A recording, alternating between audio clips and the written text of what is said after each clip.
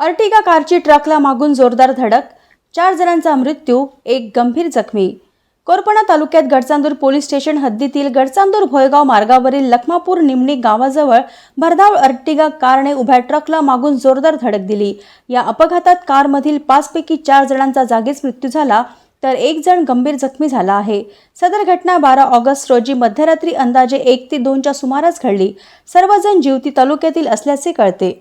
शेणगाव येथील 2, टाटाकवडा येथील 1, पाटण येथील 1 यांचा जागीच मृत्यू झाला तर शेणगाव येथील 1 जण गंभीर जखमी असल्याने त्याला अगोदर गडचांदूर नंतर जिल्हा रुग्णालयात हलविण्यात आले।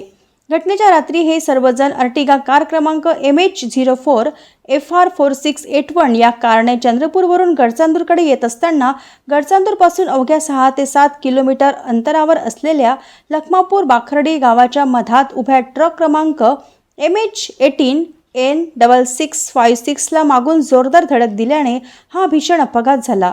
सदर घटनेची माहिती मिळताच गडचांदूर पोलिसांनी घटनास्थळी दाखल होऊन मृतदेह शवविच्छेदनासाठी गडचांदूर ग्रामीण रुग्णालयात पाठवले।